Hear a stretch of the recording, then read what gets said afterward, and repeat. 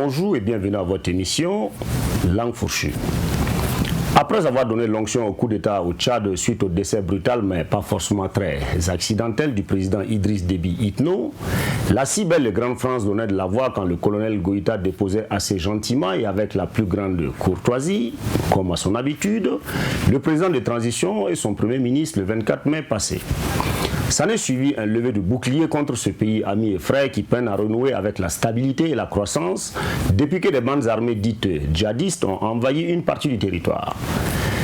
Et très vite, les menaces à peine voilées pleuvaient sur le nouveau régime dit putschiste.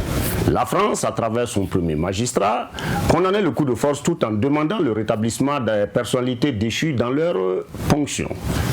Et sans langue de bois, Macron menaçait de retirer ses troupes et son soutien militaire à ce pays qu'il occupait depuis janvier 2013 au nom des accords de défense et de coopération. Cette même présence française, ô combien décriée par les populations locales et qui bénéficiait du total soutien et accompagnement du régime IBK, si ce n'était purement et simplement de la soumission au bon vouloir de l'ex-colonie.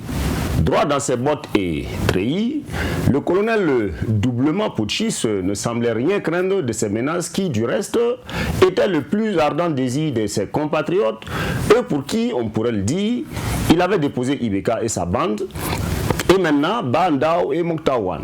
L'Afrique des Africains et non forcément des plus friqués se départissait ainsi de la ligne habituellement dictée par le patron en ne suivant pas les sanctions internationales que la France voulait mettre sur le tapis. Sans vouloir bénir ce deuxième coup d'éclat de Goïta, le consortium des chefs d'État d'Afrique de l'Ouest s'est justement contenté de suspendre le Mali de ses instances. La leçon des sanctions économiques est généralement de pousser des populations déjà étouffées à se révolter contre le régime que l'Occident ne voudrait pas voir même en peinture. Cette fois sera différente.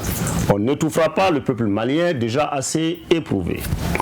La queue entre les jambes, le gendarme d'Afrique francophone plie bagage du Mali, mais que nous réserve-t-il ultérieurement? Lui qui a plus d'un coup dans ses tiroirs du Quai d'Orsay.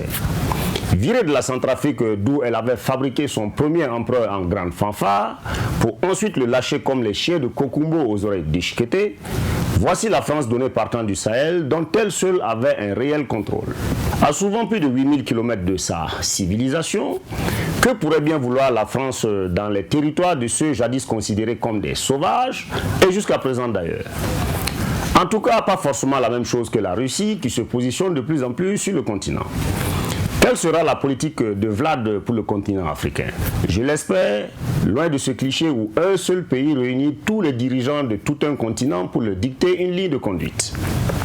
Sachant comme le Poutine traite tous ceux qui se retrouvent à l'embêter, j'ose penser à de beaux lendemains pour le Sahel. Mais que l'on ne s'y trompe pas, chaque guerre a son prix et la Russie, avec toute sa volonté d'aider, tirera toujours le meilleur parti de tout ça. Mais si cela nous redonne un minimum d'espoir, à quand les vrombissements des premiers Ilouchines dans le ciel moutalandais?